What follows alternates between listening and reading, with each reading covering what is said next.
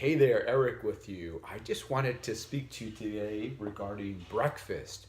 Breakfast for your children. I just have a little breakdown here I wanted to show you.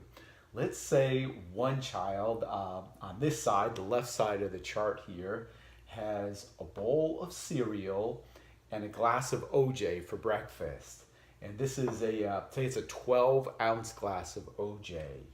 In terms of the sugar they would be consuming, if they had a bowl of sugar and a 12-ounce glass of OJ, there would be 3 teaspoons in that bowl of sugar, and there would be 9 teaspoons in that 12-ounce glass of OJ. So combining those two, we would have 12 teaspoons of sugar in that breakfast. Before the child even gets up from the breakfast table to go to school in the morning, they've already consumed 12 teaspoons of sugar. Now, on the other hand, another child for breakfast has scrambled eggs and a glass of water for breakfast. So eggs, scrambled eggs, and water.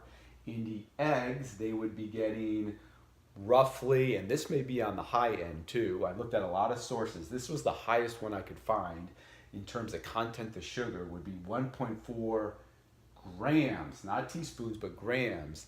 And there's about 4 grams of sugar in 1 teaspoon. So this is about 1/4 of a teaspoon of sugar in the scrambled eggs. And in the glass of water, nothing, no sugar at all. So the grand total is 1.4 grams of sugar, so about 1/4 of a teaspoon of sugar. So again, the child on the left has 12 teaspoons of sugar, and the child on the right has not even a teaspoon, 1/4 of a teaspoon of sugar before they get up from the breakfast table. Now, looking at those numbers, we should also throw in the daily allowance for sugar for kids, with which most boards will say is 6 teaspoons of added sugar a day should be the max that children are consuming.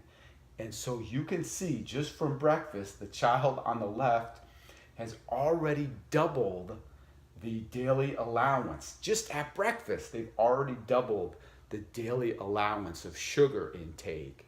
While the child on the right, with only 1/4 of a teaspoon, is not even close to that maximum amount of 6 teaspoons for the day. So sometimes I think seeing this visually drawn out can really give you an idea of how so much of the problems that children are facing today in terms of their health can be prevented, can be reversed by just making some subtle changes. I don't think this is too radical either. And even with the scrambled eggs, they can be made differently. You could, maybe throw some cheese on top to make it more tasty to the kids.